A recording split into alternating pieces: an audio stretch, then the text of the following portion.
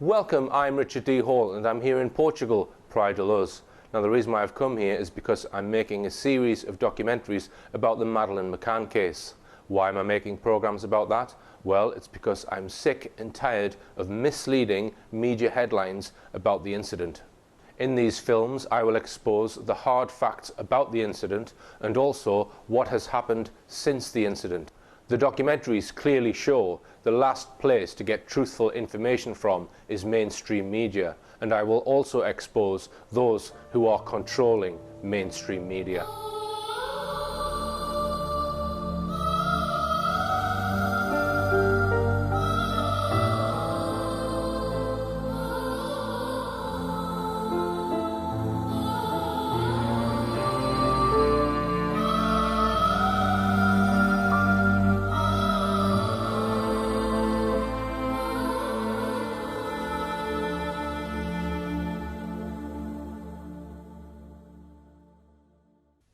I said we would look at changes in the McCann's initial story. Now I'll move on to look at just one of the many contradictions in the McCann's account of events. Again, it concerns the first day, the 3rd of May 2007, and it's a hugely significant contradiction because it concerns the last time that Madeline was seen alive by anyone other than the McCanns.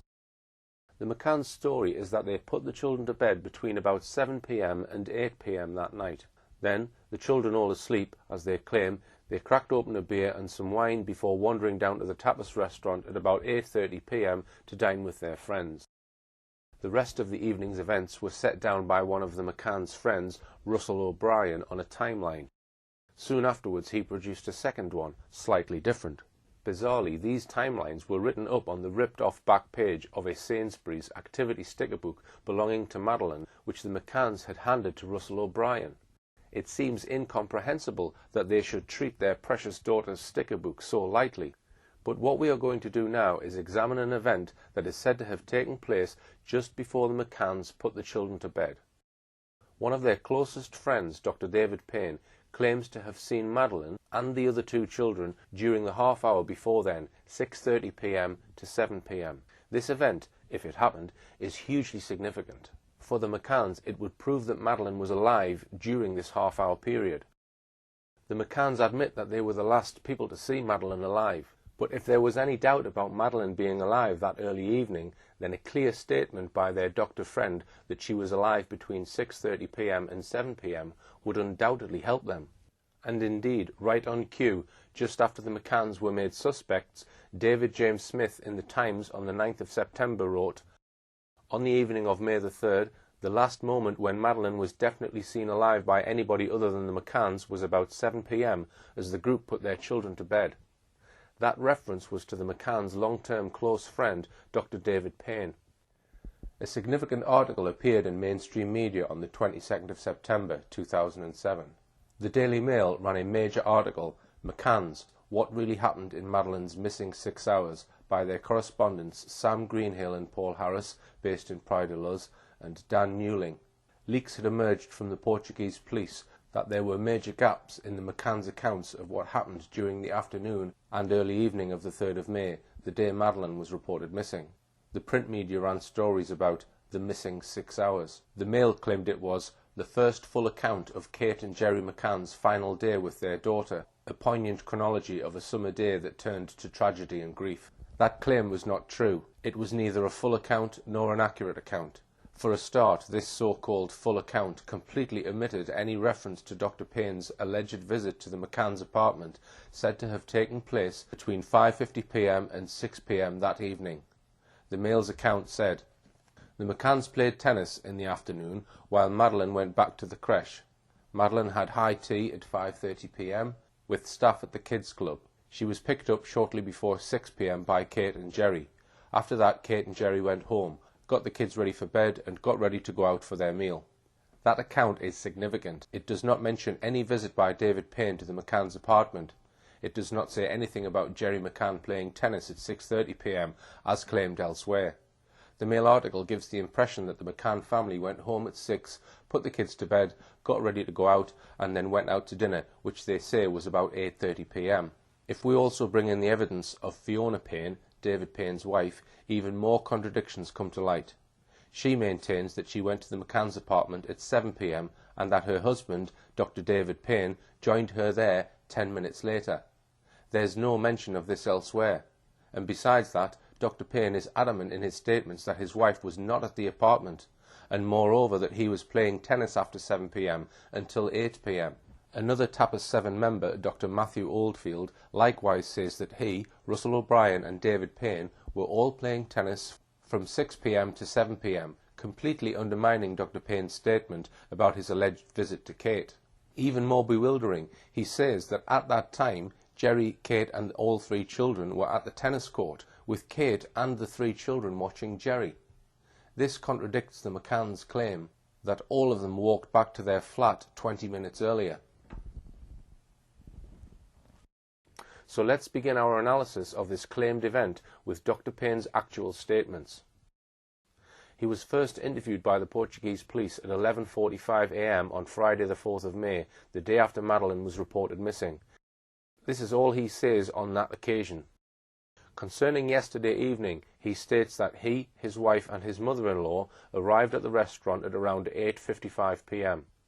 According to what he remembers, when they arrived, all the members of the group were present apart from the children, who were in bed. During the evening, Jerry, Jane and Matthew went alternately to their children's bedrooms to check if they were sleeping.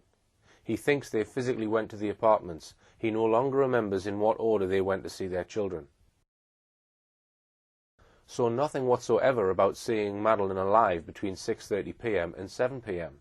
It appears that David Payne may subsequently have made at least one, if not 2 or more, written statements to the police and been interviewed by Leicestershire police. None of these statements are anywhere to be found in the documents released in 2008 by the Portuguese police. The following crucial email was sent on the 24th of October 2007 by Detective Constable Mike Marshall of Leicestershire Police to Ricardo Paiva of the Portuguese police. It reads, "Ricardo, as requested, appended are the statements of Arul and Katharina Gaspar. I read carefully the written statements by David Payne, but was not able to extract any other information besides what is already known. He declares that he saw Madeline for the last time at 1700 hours on the 3rd of the 5th '07 in the McCann's apartment. Also present were Kate and Jerry. He did not indicate the motive for being there or what he was doing. Similarly, he does not indicate for how long he stayed. When asked with whom he was on the afternoon of the 3rd of May, he declares that this information was already offered to the police and he cannot remember if anyone else was there. He does not remember what he was wearing that afternoon. So some very interesting statements here from one police force to another. We'll see the significance of them as we probe this alleged visit further. Payne has told the police, 1. He saw Madeline at around 5 p.m. 2. Both Kate and Jerry were present when he saw Madeline. He completely changed that in later statements when he said it was at 6:30 and that Jerry was not there. In a very plain statement, DC Marshall also tells us that Payne didn't know why he had gone there, he had no idea what he was doing there, and he has no idea how long he stayed. Nearly a year after Madeline's disappearance, however, Dr. Payne was again interviewed by Leicestershire Police. They carried out what is known as a rogatory interview. It was carried out by British police officers following what are called rogatory letters sent to the Home Office asking the British police to interrogate witnesses. Detective Constable Messiah carried out the interview at Leicestershire Police Headquarters, Enderby, on the 11th of April 2008. It began at 10:26 a.m. It begins with him describing meeting up with some of his friends for what he describes as an evening meal at the Paraiso restaurant. We know from a CCTV recording that this occurred around 5:30 p.m. to 6 p.m. Here is the relevant passage of his statement. It's taken directly from the police transcript of this interview. I was down windsurfing. I must have been windsurfing for a couple of hours. Saw Matt and Russ out on the catamaran, and after we finished there, we met on the beach, played with the girls on the beach, and then we went to the restaurant, which is on the overlooking the beach, and we had the evening meal there. After we had the meal, we got some ice cream, and then we decided that we were going to go out and play tennis. So I left with Russell. We left the girls at the restaurant, and we went up to the back up to the Ocean Club. As I say, I'm not sure what happened to Matt and Russell at that particular moment, But I remember then, I went over to see Jerry at the, tennis courts, just to see, what was happening, and decided that I'd come back to play tennis, and Jerry had asked me just to pop in and check everything was all right with Kate, or, again, I can't remember the exact reason, whether he was just making sure it was all right, that he could stay there and, more time, but, he'd asked me to pop in. So I walked back from the tennis courts back to, Kate and Jerry's apartment, and the time, looking at, we've looked obviously at photographs since then, and the time that we've got, that I was, going to Kate's about 6:30, and I went into their apartment through the patio doors. The three children were all, dressed, in their pajamas. They looked immaculate. They were just like angels. They all looked so happy and well looked after and content. And I said to Kate, it's a bit early for the, for the three of them to go to bed. She said, they've had such a great time. They're really tired, and, so to say, I can't remember exactly what, the night attire, what the children were wearing, but white was the predominant colour. But, just to reinforce, they were just so happy seeing, obviously Jerry wasn't there, but they were just all just so at peace, and, they looked like a family who'd had such a fantastic time. And, then I left there, went and got my stuff, went back to the tennis courts, and then there was me, Matt, Russell, and I think Jerry played for a little while, but he decided that he'd played enough tennis for that day and was going back, and so it left with me, Russell, and Matt, and Dan, who was the tennis coach for Mark Warner. The statement is extremely hesitant. It does not flow as it would if someone was telling the truth. He gives every appearance of thinking very hard about every statement before he makes it. Whilst many of us routinely use ums and ers as we speak, sometimes to give us a short space for thinking, this short passage is remarkable for including 30 ers and 27 you knows. We also have a number of statements of doubt, I think, not sure, and can't remember. But let's look at the main things he says. These are: 1. He meets Jerry McCann at the tennis courts. 2. Jerry McCann asks him to see Kate. He can't actually remember why. 3. It was about 6:30 p.m. 4. He walked through the patio doors. 5. The three children were all in their pajamas ready for bed. They were mostly white in colour. 6. Kate and the children all looked very happy. 7. He went back to the tennis courts. 8. He played with Jerry for a short while, and then Jerry stopped playing as he'd played enough tennis that day. The police officer then probes him about how he met Jerry at the tennis courts and about Jerry asking him to see Kate. Payne now becomes even more hesitant. And what was Jerry doing? Jerry had been, playing, tennis already. He was having a good game, and I think there was, and there were a couple of the other tennis players who had specifically gone there on the Mark Warner holiday to play tennis, and, Jerry was, getting a lot out of the week from the tennis and made friends with those people, and he was having a good time with them. So, he would basically be playing tennis. Yeah, and at what point did you have the conversation with him? Did he stop the game, or did you speak to him whilst he was playing? I can't remember. In my mind, he stopped playing and, but I can't remember, if I'm perfectly honest. And how long did you stay and watch the game for? All I remember is I was having a brief conversation with Jerry, and then, I went back. I didn't actually stay there for too long because of the time, it was ticking by. But again, these are, as we can see, he cannot remember exactly how this supposed conversation with Jerry McCann actually occurred, nor does he say who was actually playing tennis with Jerry at this time. The police officer presses him about the moment when Jerry is supposed to have asked Payne to go and see Kate. Okay, and it was at what point that Jerry said to you, go, and would you mind checking on Kate? Well, I mean, coming back from the beach, I'd got no equipment to play tennis, etc. So I had to go back to my room to, change into my stuff appropriate for playing tennis in. And so he knew I'd walk up that by and past, so he said, oh, why don't you, you can just pop in on the way. So it was on the way back from me picking the stuff up. Right, so you've walked past Jerry's apartment to get to yours, got changed. In my mind, it was on the way up that I'd popped into Kate, but it could have been on the way back again. I'm sorry. No, it's okay, for my vagueness. But either way, you'd have to walk past because you go the roadside, don't you? Yeah. So you'd have to walk past Jerry's. Yeah. Front door twice, wouldn't you? Yeah. Is that right? So the reason why I think it was more likely that I did it on the way there was because I've called in through the patio. It kind of made more sense that I'd have walked in through the gate and then up through the, where the sliding doors are to say I'm here, rather than going to my apartment, coming back down, coming past the apartment and then coming in the sliding doors. Yeah. Because what I would have done is I'd have got changed and gone downstairs and then knocked on the front door, because that, that would have made more sense rather than going all the way around. And yeah, of course. So that's in my mind why it makes more sense that that was on the way up. Analysing this, he is extraordinarily vague about the sequence of events, but he ends up saying that after speaking to Jerry, he went up the flight of steps to the McCann's apartment, then walked through the open patio doors to see Kate and the children, then left, walked on past the front door of the McCann's apartment, got changed into his tennis gear, then walked back past the McCann's front door again and back to the tennis court, where Jerry was still playing. Then there is a passage where the police officer asks Payne to remember precisely what happened when he went to the McCann's apartment. This is how the interview goes.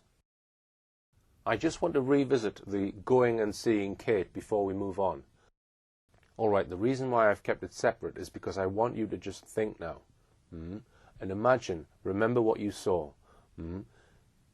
Did you open the door, sliding door, or was it already open? Or I think it was already open. As I say, I walked up there.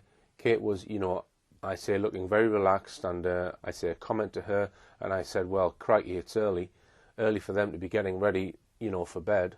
As I say, she said, no, I've had such a good, such a good day and afternoon, and Jerry's just obviously finishing off playing tennis, and hopefully try and get them down. And as I say, we were just, I know it does sound bizarre, but I just looked at the three of them and I couldn't, they were just so well presented and so clean and immaculate. It was, they just looked such healthy children.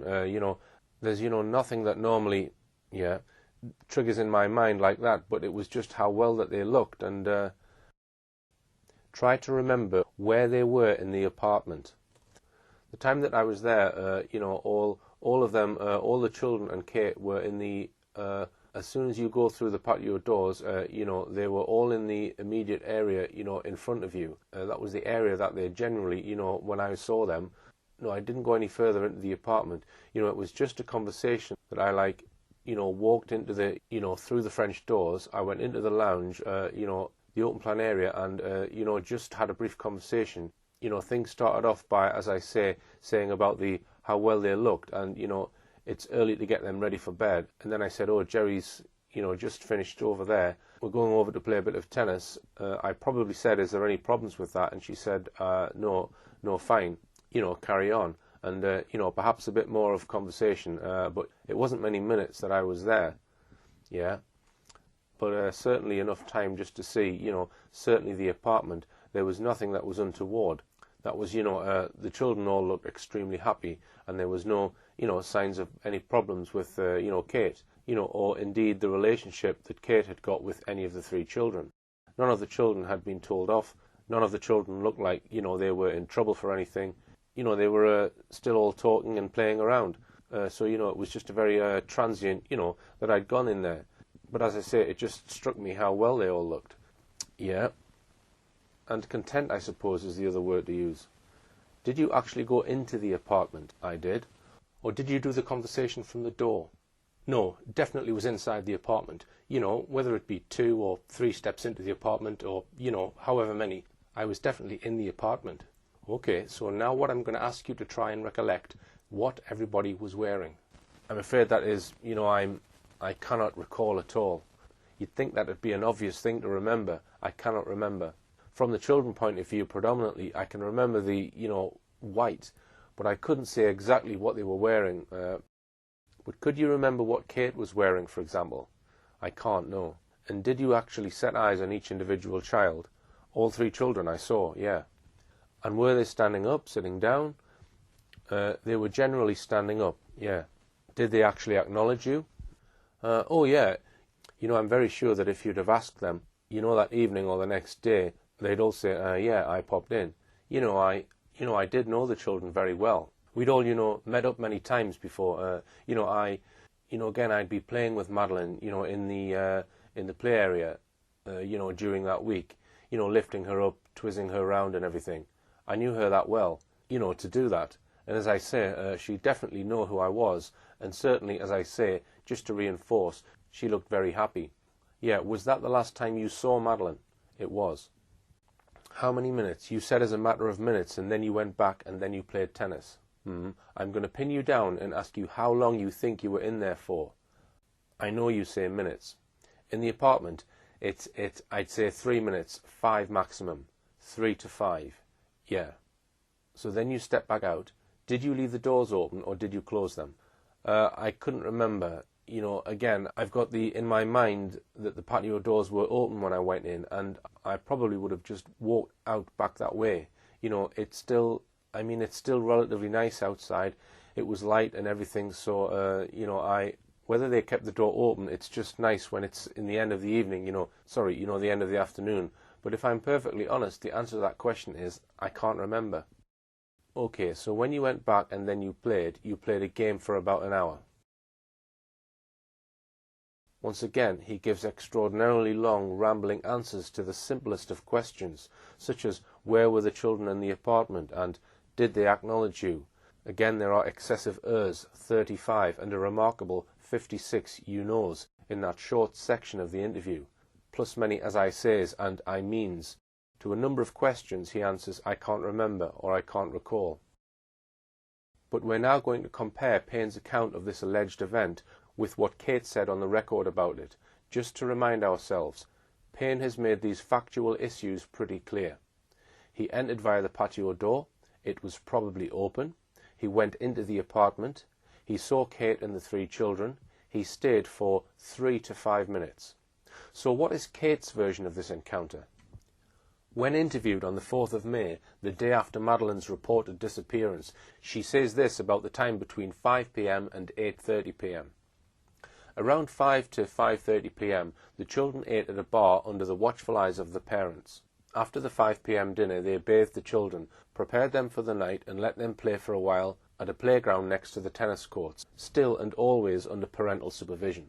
At around 8 p.m., the children were put to bed until the following morning, when the described routine started all over again. So at this stage there is no mention at all of the supposed visit of David Payne to her apartment, but Jerry does refer to it in a statement he made to the Portuguese police on the 10th of May. During the afternoon of that day, the rest of the group, including the children, were at the beach, having returned at 18:30 hours, the time at which he saw David Payne next to the tennis court. David went to visit Kate and the children and returned close to 7 o'clock, trying to convince the deponent to continue to play tennis, which he refused, as he had already been playing for about an hour and had to go back to his wife.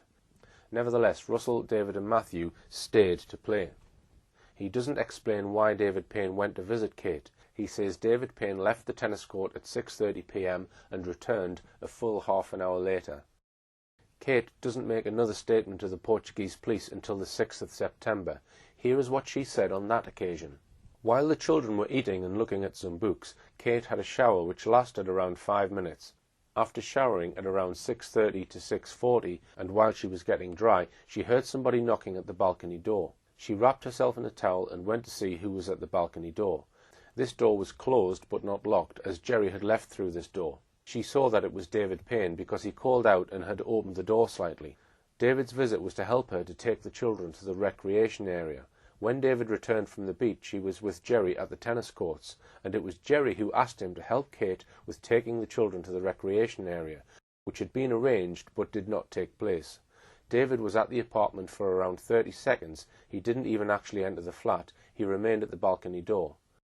According to her, he then left for the tennis courts where Jerry was. The time was around 6:30 to 6:40 p.m. After David left, Kate dressed and sat with the children, Madeline on her lap.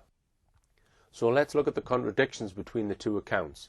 Payne says he walked through the patio door which was open. Kate says that the door was closed, but Payne had opened it slightly. Payne says that he walked in without knocking. Kate says she heard someone knocking at the patio door.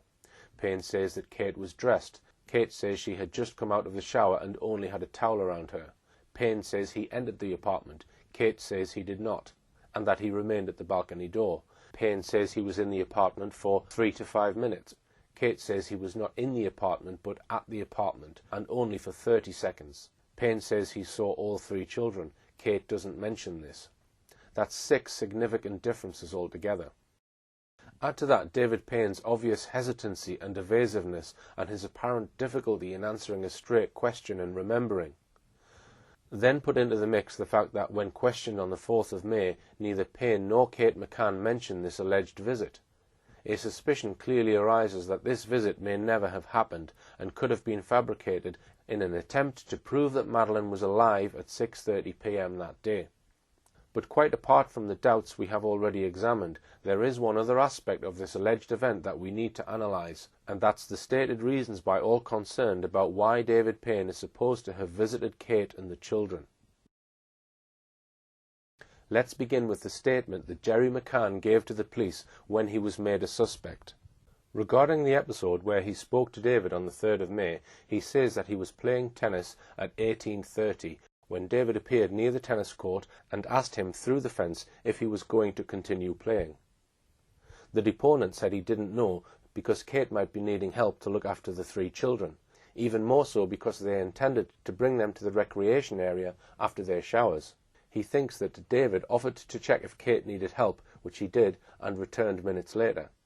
Concerning his previous statement, where he states that David returned half an hour later at around 7 o'clock, he says that he returned to the tennis courts after half an hour, as this time frame refers to the second time he returned to the tennis court after dressing up for the game. So, interpreting what is being said here by Jerry, the conversation must have gone very much like this. Payne: are you carrying on playing? Jerry: I'm not sure. Kate might be needing some help. We're going to bring the children down after their showers to watch. Payne: okay then, I'll go and check.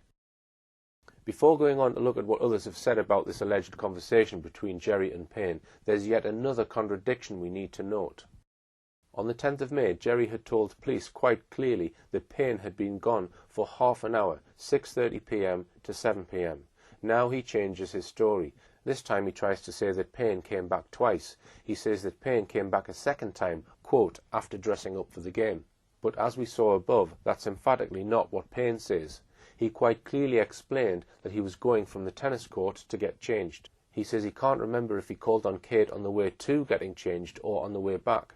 He decided it was on the way there that he must have called on Kate. So this is Payne's account of events. He left the tennis court, called at Kate's, went to his apartment to change, and then returned to play tennis. In other words, he returned once, not twice as Jerry now claims. The two accounts can't be reconciled.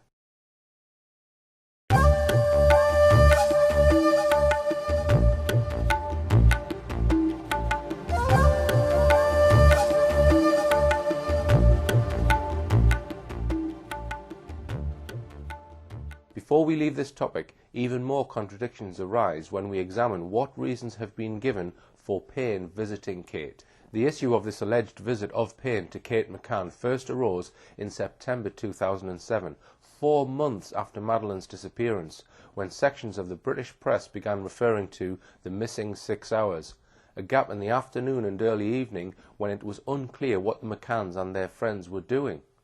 The McCann team responded quickly by making various statements about this alleged visit of Dr. David Payne.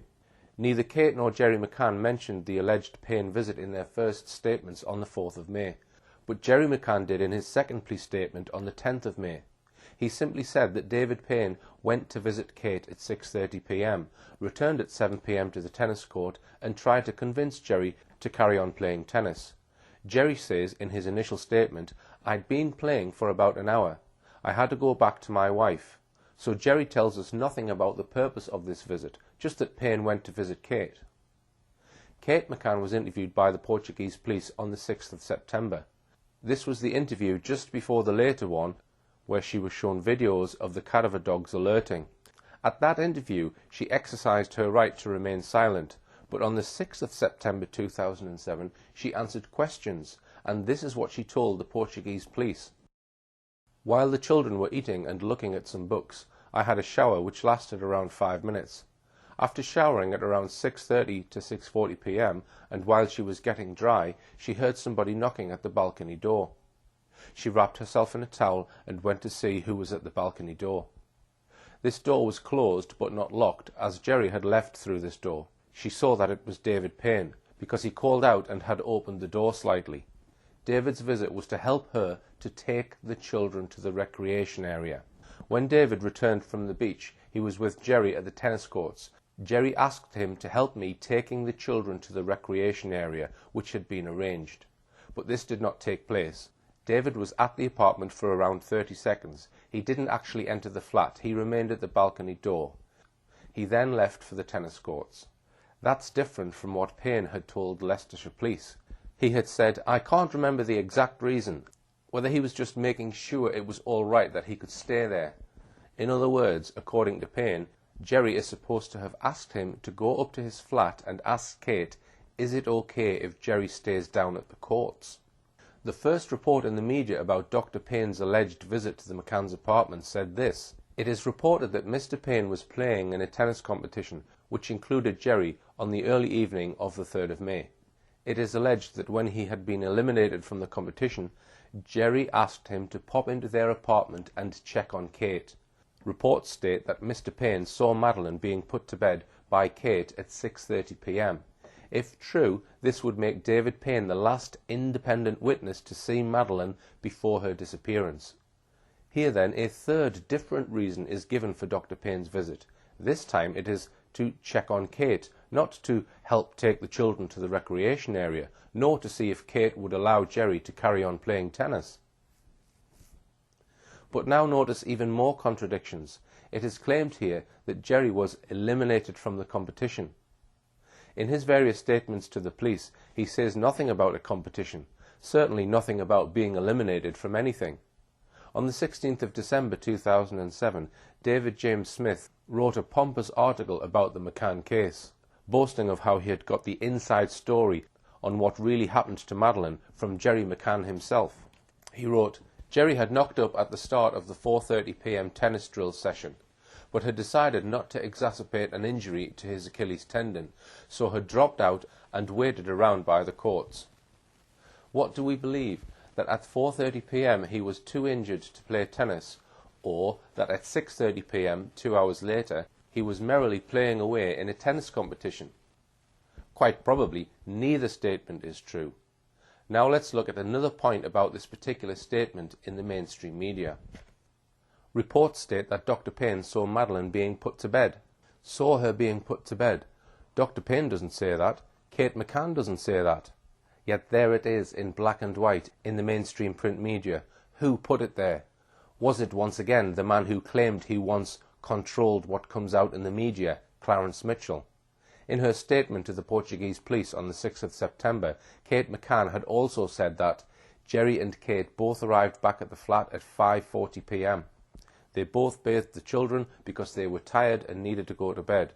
Jerry went down to play tennis at 6 p.m. They decided the children were too tired to go down to the recreation area. So if that were true, then clearly any claims that Dr. Payne went up to the flat to see if Kate and the children were coming down were utter nonsense, false in fact. We saw earlier how on the 10th of May, Jerry McCann had referred to a visit by Dr. Payne to see Kate between 6:30 p.m. and 7 p.m., apparently half an hour long. He had claimed in that statement that on returning from his wife, Payne had asked him to carry on playing tennis, but he had refused. But when interviewed by the police again on the 7th of September, Jerry McCann gave an altogether different reason for Payne's alleged visit. He now told police, "I was playing tennis at 6:30 p.m. when David appeared near the tennis court and asked me through the net if I was going to continue playing. I said I didn't know because Kate might be needing help to look after the 3 children. Even more so because we intended to bring them to the recreation area after their showers." He thinks that David offered to check if Kate needed help, which he did, and returned minutes later. He goes on to explain to the police why he first of all said that Payne was away seeing his wife for 30 minutes, but now was saying that the visit only lasted a few minutes. As we saw just now, he gets out of this by telling the police that David Payne returned twice, and the first time without his tennis gear, the second time with his tennis gear on. So if Dr. Payne really did visit Kate McCann around 6:30 p.m. on the night Madeline disappeared, for which of the following reasons was it? All these have at various times been given by various witnesses. A. Just for a visit. B. To bring her and the children down to the recreation area. C. To check on Kate to see if she was all right. D. Kate might be needing help to look after the children. E. To see if it was okay for Jerry to carry on playing tennis. Or F. Because Dr. Payne offered to go. So let's now round up our review of this alleged visit of Dr. Payne and his claim of seeing all 3 children. We examined 6 key contradictions about the claimed visit. Let's call those contradictions 1 to 6. We've seen another list of contradictions about the supposed reasons for the visit. Let's call those contradictions 7 to 12. But we've now seen a whole raft of other contradictions. Contradiction 13. When was the visit? Payne first of all said it was 5 p.m. Later that was changed to 6:30 p.m. His wife said he got there about 7:10 p.m. Contradiction 14.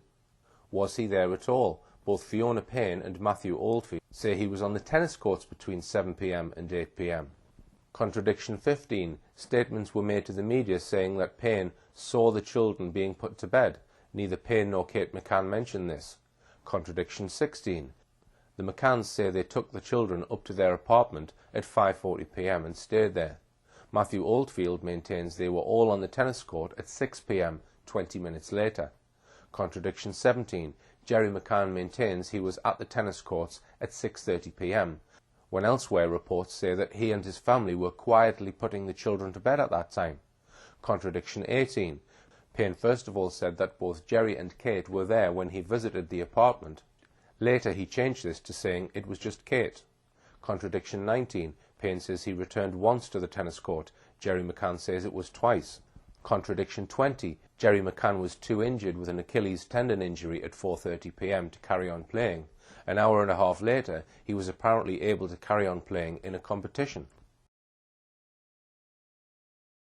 We have examined just one alleged incident in great detail and revealed 20 separate contradictions. That's because it's so important.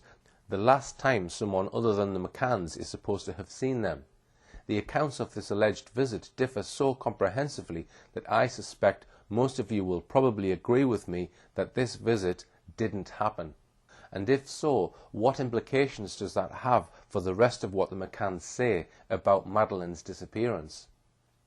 If we had the time, we could have exposed so many other changes of story and contradictions in depth. Here's a whole lot more that we could have gone into in the same way. Different accounts of whether both parents were with Madeline at tea time on the 3rd of May.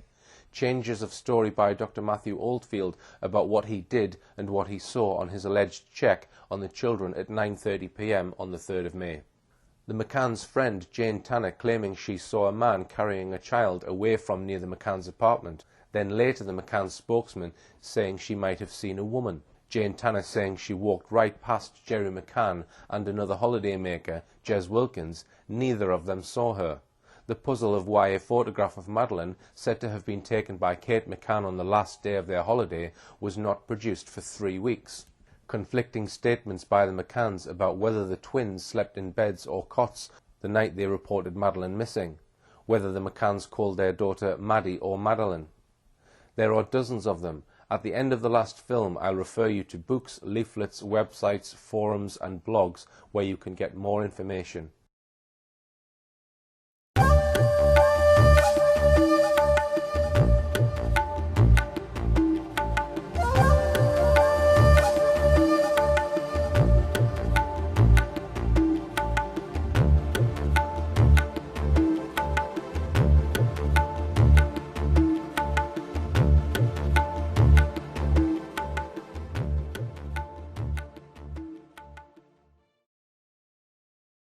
Before leaving the subject of David Payne's alleged visit to Kate McCann at 6:30 p.m. on the evening Madeline was reported missing, we need to mention another issue which once again the mainstream media have avoided, despite the fact it is clearly part of the evidence in this case. This evidence comes from 2 respected general practitioners, Dr. Catherine Gasper and her husband, Dr. Savio Gasper. They had previously been on holiday with the McCanns. As soon as the news of Madeline's apparent abduction became headline news on Friday the 4th of May, the Gaspers were concerned. Their thoughts turned to 2 unseemly incidents that had occurred whilst they were quaffing wine at their holiday villa alongside the McCanns and Dr. David Payne and his wife. Let's go straight to their witness evidence and see what they told Leicestershire Police on the 16th of May 2007, just 13 days after Madeline McCann had been reported missing. My husband Savio and I are general practitioners. My husband knows Kate as they both attended Dundee University between 1987 and 1992. We got to be close friends of Jerry and Kate. In 2002 or 2003, Savio and I spent a weekend with Jerry and Kate in Devon. In September 2005, me and our first child, aged 18 months, holidayed in Mallorca with Kate, Jerry, Madeline and their twins, Sean and Amelie, who were only a few months old. There were also other friends of Kate and Jerry there, including Dr. David Payne and his wife. They had a daughter around 1 year old. Dr. Payne organised the trip. Probably around the 4th or 5th day there was an incident that stuck in my mind. I have thought about this incident many times since then. One night when all the adults were sitting around on a patio outside the house where we were all staying, we had been eating and drinking Berbers. I sat between Jerry McCann and David, and I think both were talking about Madeline. I remember Dave saying to Jerry something about she, meaning Madeline, would do this. While he mentioned the word this, Dave was doing the action of sucking one of his fingers, pushing it in and out of his mouth, while with his other hand he was doing a circle around his nipple, with a circular movement around his clothes. This was done in a provocative way. There seemed to be an explicit insinuation about what he was saying and doing. I remember being shocked by that. I always felt it was something very weird and that it was not something anyone would say or do.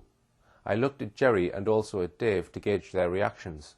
I looked around as if saying, "Did someone else hear that, or was it just me?" The conversation stopped for a moment, then we all began conversing again. Moreover, I remember Dave doing the same thing on another occasion. Again, it was during a conversation in which he was talking about an imaginary scenario, although I'm not sure. He again stuck one of his fingers in and out of his mouth, and with the other hand he once again drew a circle around his nipple in a provocative and sexual way. I think he was referring to the way she, his daughter Lily, would behave or what she would do. I remember thinking whether he would look at my daughter and other little girls in a different way than I or others do. I imagined that he had perhaps visited internet sites related to little children. In a word, I thought that he could be interested in child pornography on the web. During our holiday in Mallorca, each parent would bathe the children in turn. I was keen to stay near the bathroom if Dave was bathing the children, and told Savio to be careful and to be close by if Dave was helping to bathe the children, and my daughter in particular. During our stay in Mallorca, Dave and his wife Fiona and their daughter Lily used to take Madeline with them for the day in order that Kate and Jerry could rest a bit and have time just for the twins. The first time I heard the terrible news regarding Madeline on the radio, my thoughts raced immediately to Dave. I asked Savio if Dave was also on holiday with the McCanns in Portugal. He didn't know. I watched TV to catch the coverage and eventually discovered that Dave was there with the McCanns. As soon as she realised that Dr. Payne had been in Portugal with the McCanns, she and her husband contacted Leicestershire Police. On the 16th of May they gave this important statement to Detective Constable Brewer of Leicestershire Police. And then we come on to one of the most extraordinary aspects of this case. This statement was suppressed by Leicestershire Police for 5 months. This vital piece of evidence was not sent to Portugal Police until mid-October. It was only sent to them a few days after the Portuguese police had removed Gonçalo Amaral from the investigation into Madeline's disappearance. I'm sure I'm not alone in wondering why senior police officers in Leicestershire would suppress a report that contained the credible evidence from 2 respected doctors that someone who was with the McCanns in Portugal appeared to have an interest in child sexual abuse.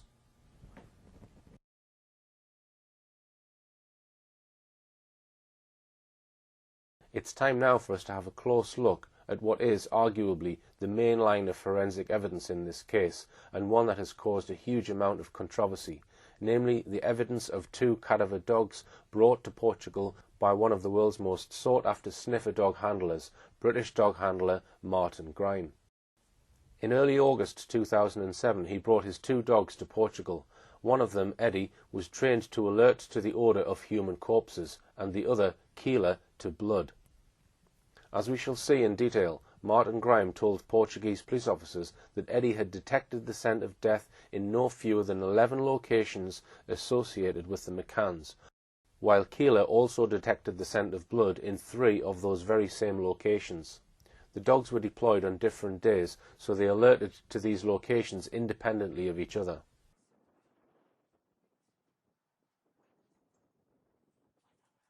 What I've first noticed is that as soon as I came in, that the dog's very excited, and as a handler I can pick up his body language, etc. It would appear to me that as soon as he's come in the house, he's picked up a scent that he recognises.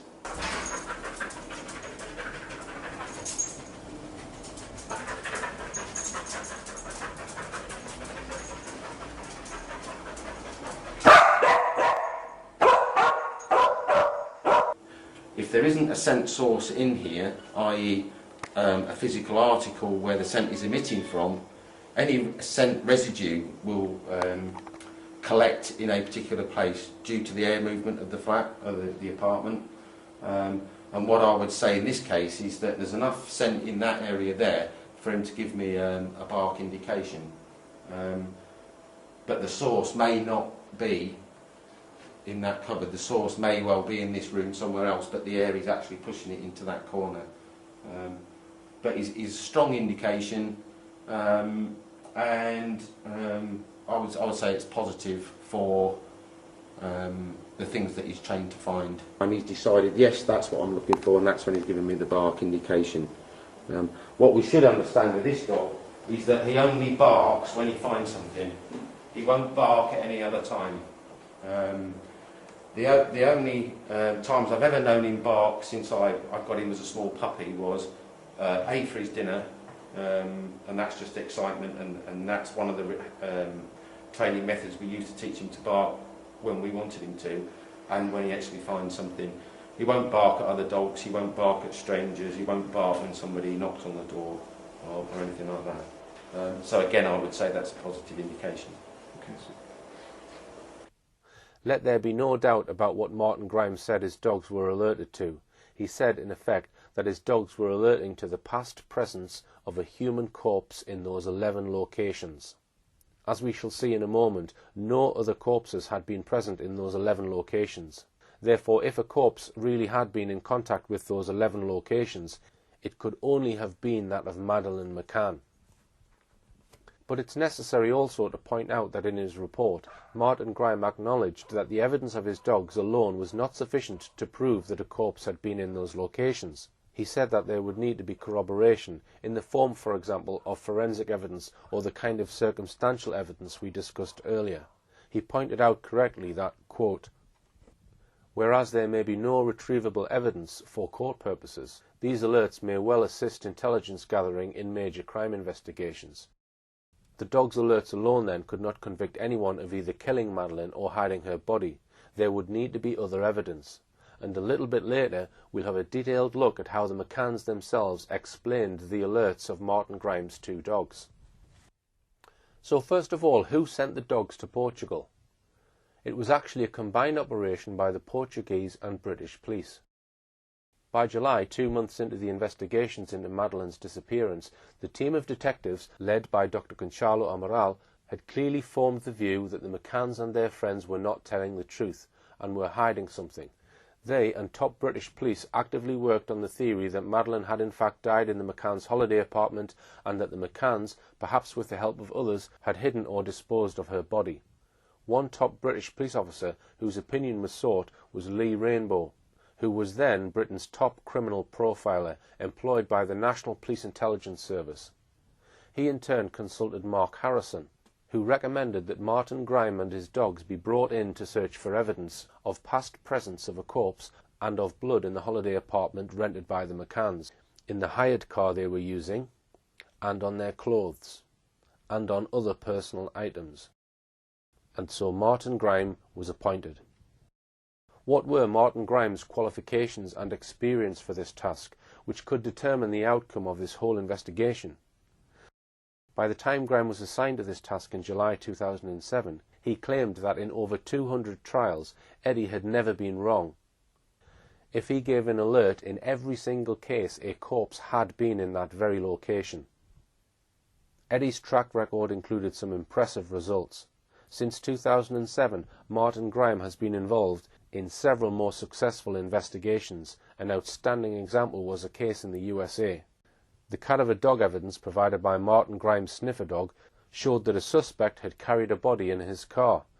Martin Grime has taken his sniffer dogs to help in investigations in several countries, and his expertise was so valued by the FBI that he has now set up a business in the United States, largely funded by his work for the FBI. His credentials are therefore impeccable. Only twice has his expertise been questioned, once in the McCann case. The other occasion was when he took his cadaver dogs to the notorious Haute de la Garenne children's home in Jersey, where children were abused for decades, and there were credible reports that some children had been killed by their abusers. It was a place the late Sir Jimmy Savile visited more than once. Eddie alerted to the scent of a corpse in the Haute de la Garenne home. He was videoed at the home. Bones were found, and one bone in particular was thought to have been that of a child's skull. When it was tested in forensic laboratories, it was shown to have been made up with 1.6% collagen, this proving it was a human or animal skull. Yet the establishment, aided by the mainstream media, circulated a baseless rumour that the laboratory had said the exhibit was nothing more than a coconut.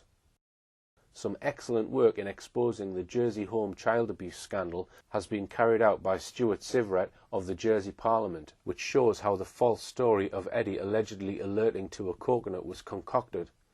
It is a subject we may return to again in another documentary. So let us now consider exactly what Eddie and Keeler found when Martin Grime took his dogs to the village of Praia de Luz in the first week of August 2007. I'll do so by quoting from a document that the McCanns themselves are very fond of relying on, and that's the final report of the regional Portuguese Attorney General Fernando José Pinto Monteiro in July 2008. Things were moving rapidly in the summer of 2008, as this extract from Wikipedia tells us. A judgment from Evora Supreme Court of Justice in Portimao was released on the 29th of May and revealed that Portuguese prosecutors were examining several charges, including A. Abandonment of a child, B. Abduction, C. Homicide, and D. Concealment of a corpse.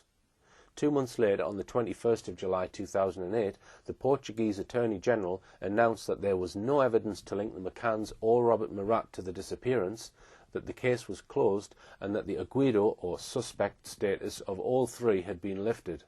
On the 4th of August, the Ministerio Público, the Portuguese Ministry of Justice, released 11,233 pages of the case file to the media on CD-ROMs.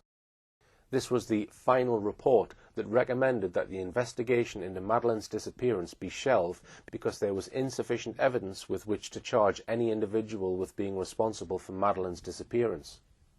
The investigation was filed under the headings of crime, hiding a body, or abduction, and the Portuguese police said they would only reinvestigate the matter if the Portuguese police received new and credible evidence that could lead to an arrest of the person or persons responsible.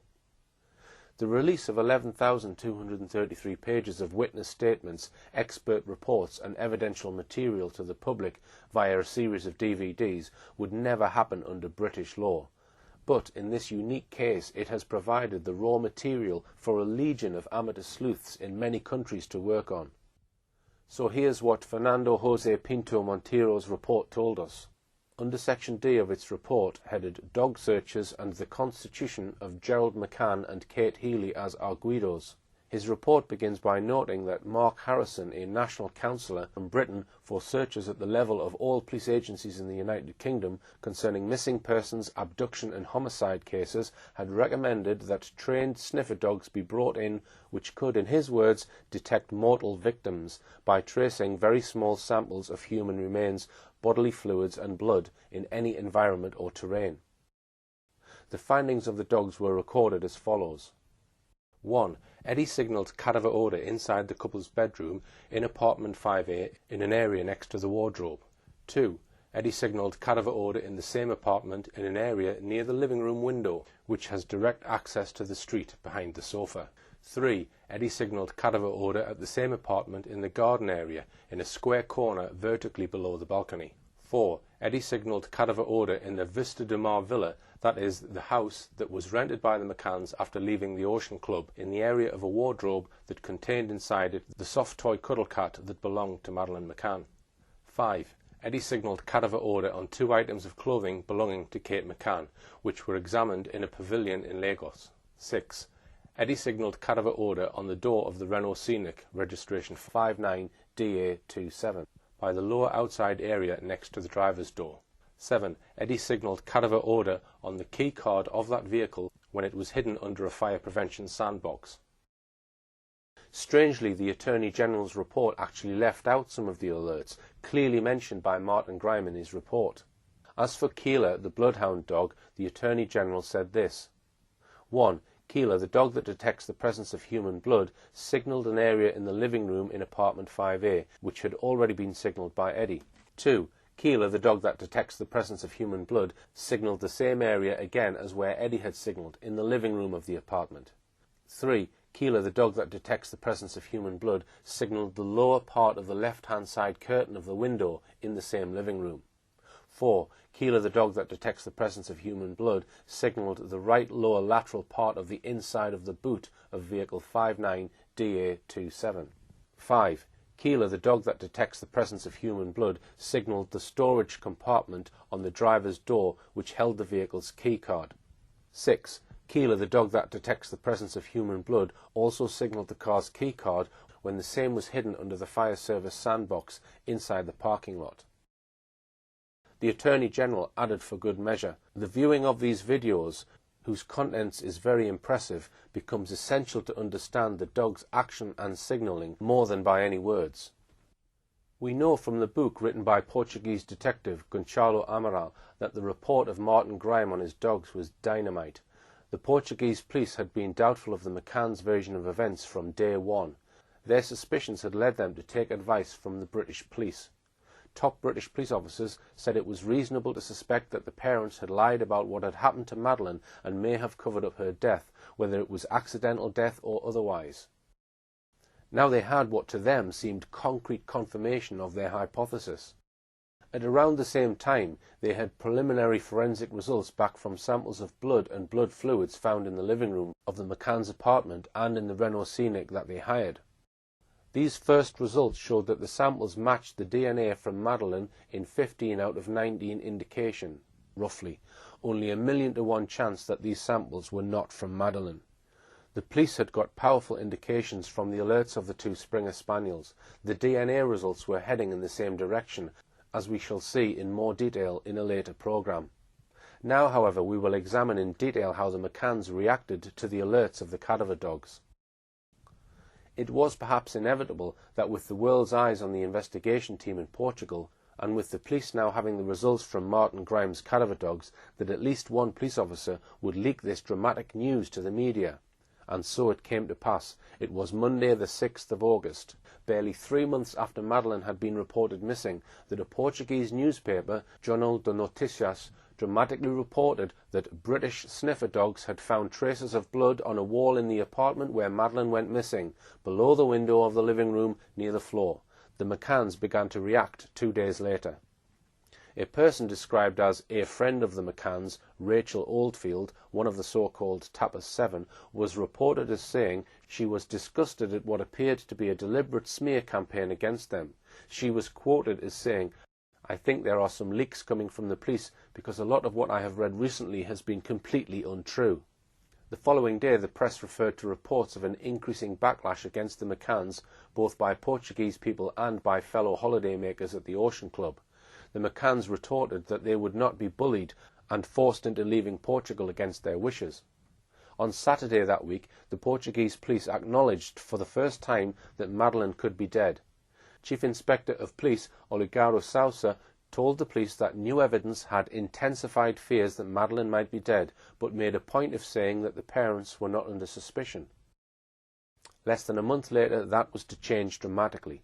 The McCanns reacted once again via a family friend by denouncing the police for not having the decency to inform us first about their new theory. Portuguese press reports suggested that the Madeline McCann investigation had now entered a decisive phase.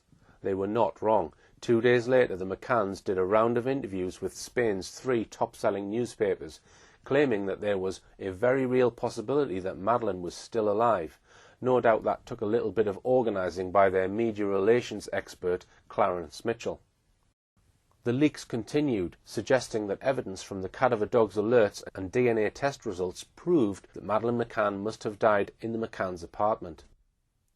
On the 24th of August, the McCanns were forced to react again, this time attacking preposterous speculation about Madeline's fate. Jerry McCann says he is disappointed that so much information has been made public despite Portugal's strict judicial secrecy laws. A week later, on Friday the 31st of August, the McCanns announced they were going to sue a Portuguese newspaper, Tal and Qual, which reported, correctly as it happens, that the police believed the McCanns were responsible for their daughter's death. Months later, the magazine folded. The McCanns never sued them. Events soon overtook them. Another week later, on Friday the 7th of September, the McCanns were taken in for questioning by the Portuguese police. They attended voluntarily. They were not arrested, but they were interviewed under police caution.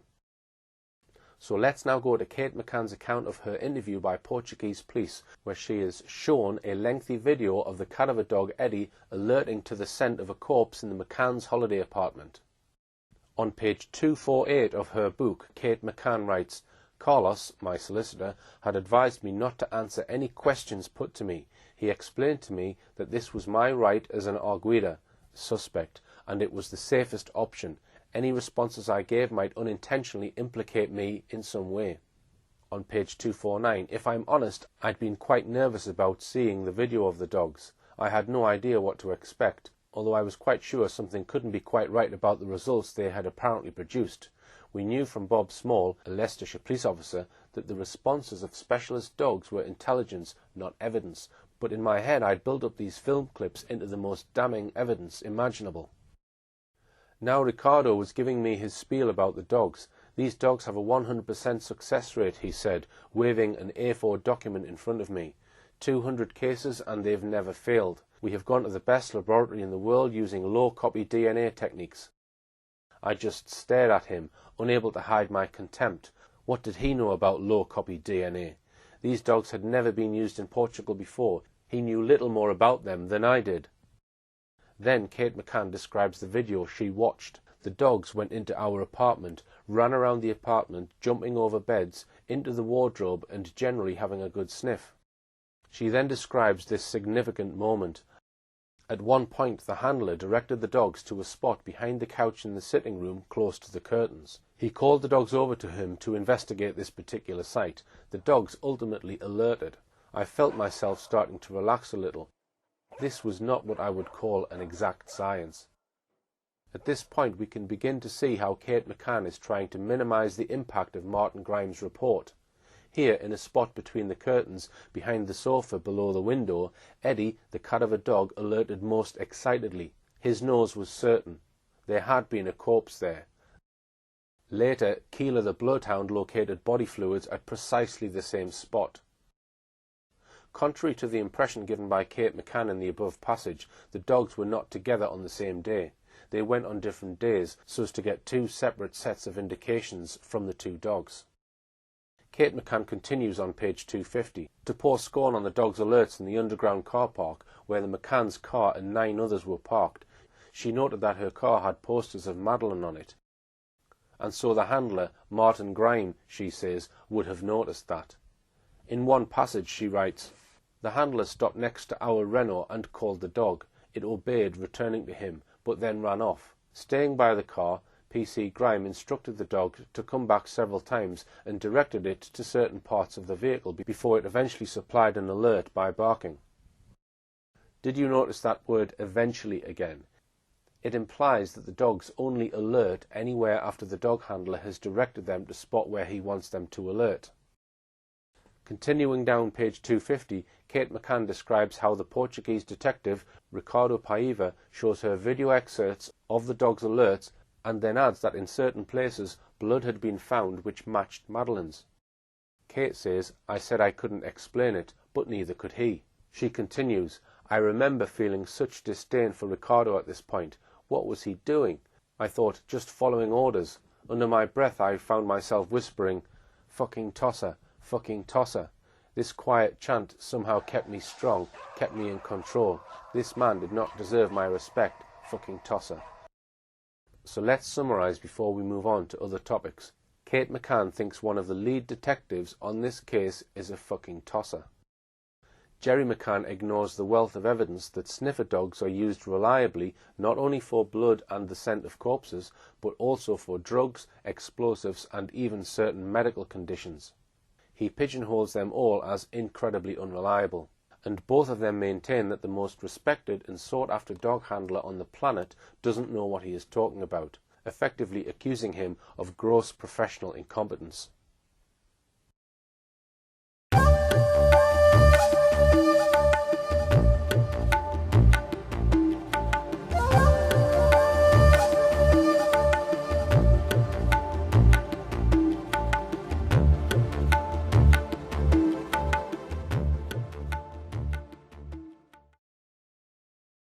Now we'll have a detailed look at how the McCanns dealt with this explosive evidence, yet another aspect of the case that mainstream media won't touch with a barge pole.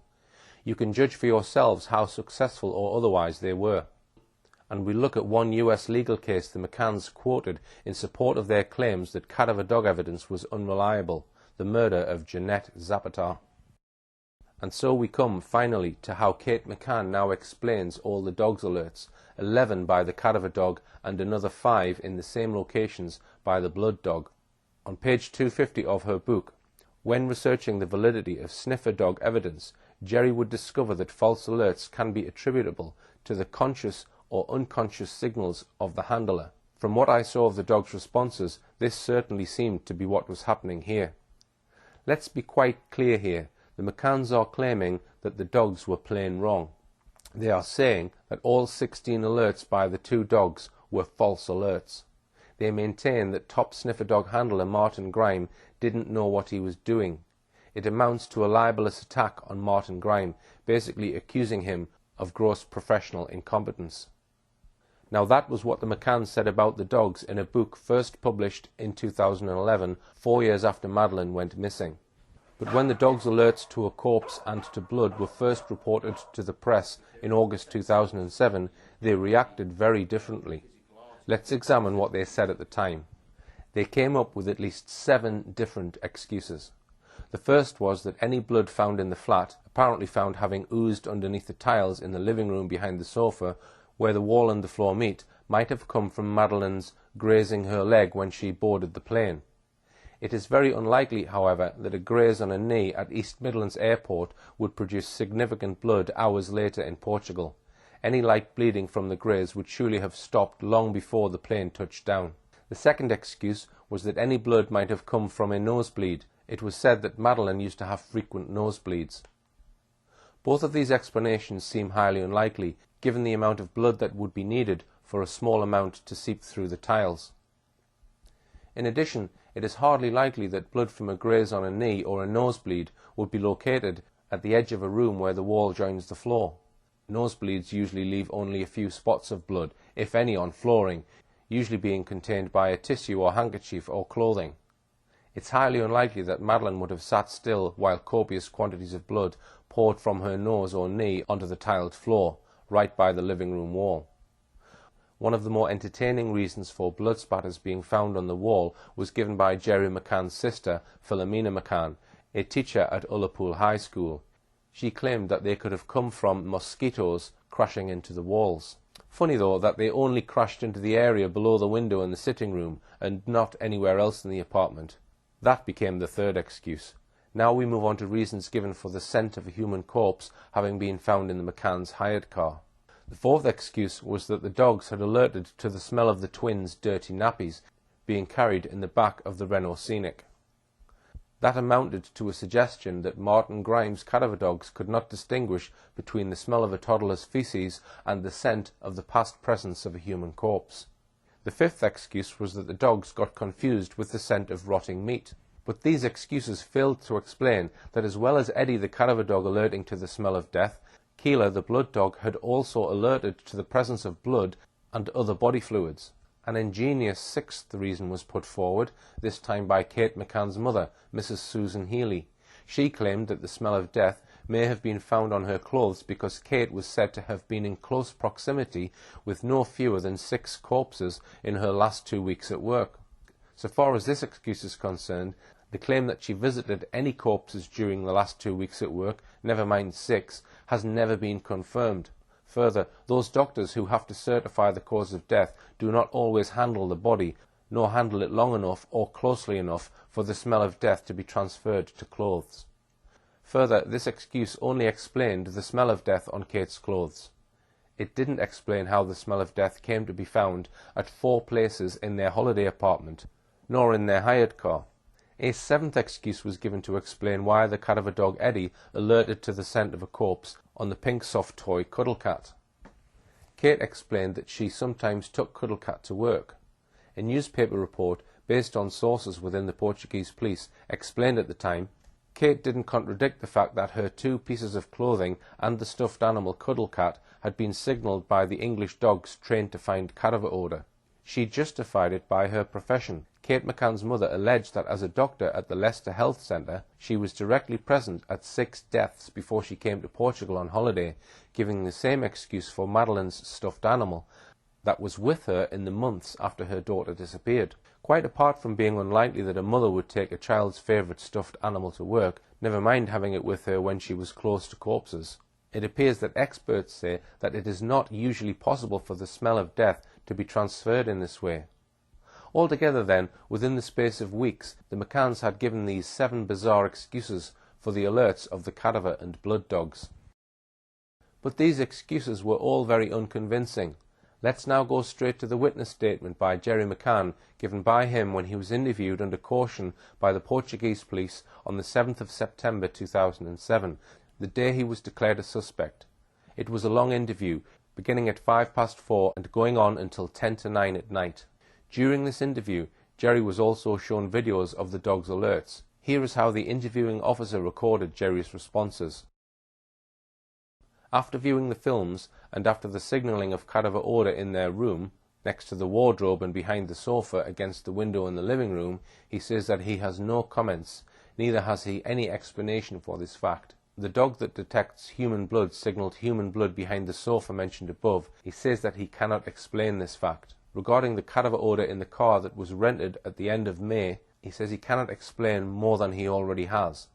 Regarding the presence of human blood in the boot of the same vehicle, he says he has no explanation for this fact. When confronted with the fact that Madeline's DNA was collected from behind the sofa and in the boot of the vehicle and analysed by a British laboratory, he says he cannot explain. When asked if on any occasion Madeline was injured, he says that he has no comments. In the aftermath of the shock of Kate and Jerry being made suspects, the McCanns and their ever-growing team of PR advisors and lawyers immediately began to pour scorn on the evidence of the cadaver dog and the bloodhound. They quickly cited, for example, an Irish court case where the judge would not accept the cadaver dog evidence alone because it was not corroborated. They claimed they were Irish and American lawyers who had been able to cast doubt on cadaver dog evidence, pointing to a US study which allegedly showed that cadaver dogs could be fallible. One case in particular was trumpeted by Jerry and promoted in the British press, that of the arrest of an American, Eugene Zapatar, for the murder of his wife, Jeanette Zapatar.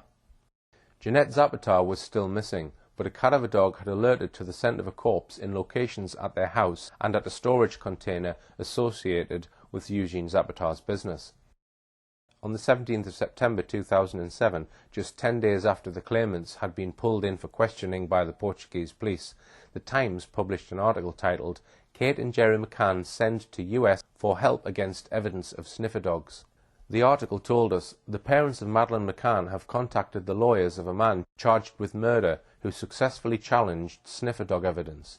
His lawyers claimed it was unreliable and persuaded a judge in the US to throw out prosecution claims that the dogs had detected the smell of a corpse. Jerry and Kate McCann hoped that the case could help them to prove their own innocence. Portuguese police believe that the couple may have killed their child accidentally and then disposed of the body using a car they hired 25 days later. Although the McCanns do not know the full details of the Portuguese prosecutor's case against them, they are concerned that it may rest on the dog's reaction. Now their lawyers have requested the case files from the ongoing murder trial of Eugene Zapata in Madison, Wisconsin. His estranged wife Janet, a 37-year-old flight instructor, vanished in October 1976 after taking her children to school. Her body has never been found. Detectives suspected that Mr. Zapata killed her, but did not have enough evidence to go to court. Mr. Zapata, 68, was charged with murder last year after sniffer dogs were brought in. They allegedly detected the scent of human remains in a basement at the former family home. But Dane County Judge Patrick Fiedler ruled that the evidence was inadmissible, saying that the dogs were unreliable. He quoted analysis of the three dogs' performance record, which showed that they were respectively incorrect 78%, 71% and 62% of the time. The judge told the court, "The state has failed to convince me that it's any more reliable than the flip of a coin." That is what the British press have told us about. But now comes the bit the British mainstream media have never told you about. Not long after the Times article, Eugene Zapata confessed to killing his wife, and in making a full confession, he confirmed that the alerts of the sniffer dog used to search for where his wife's corpse may have been placed were wholly correct. In late 2007, a US newspaper reported, "Zapata enters guilty plea in connection with missing wife's death, the Eugene Zapata case."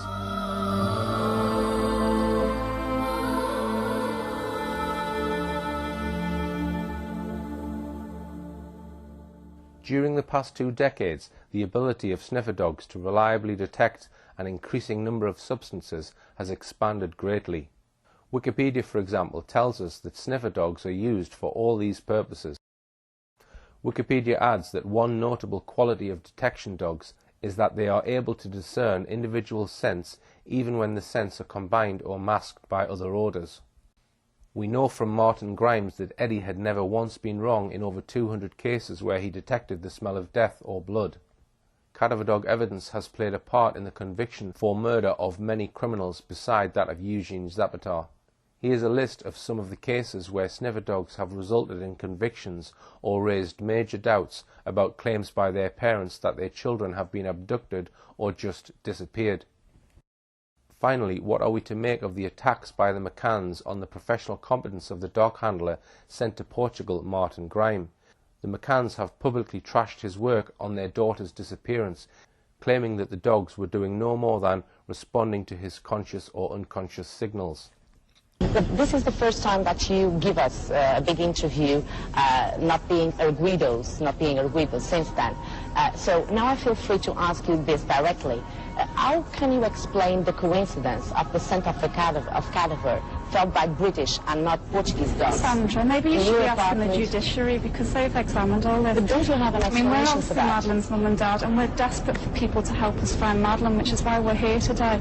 The majority of people are inherently good, and I believe the majority of people in Portugal are inherently good people, and we're asking them if they'll help us spread this message to that person or people. So you don't have any explanation for that? Ask the dogs, Sandra. Ask the dogs, no, Jerry. Now I think that I feel free to ask you. Don't you feel free to answer me? I can tell you that we've obviously looked at evidence about cadaver dogs and they're incredibly unreliable. Unreliable. Cadaver dogs, yes.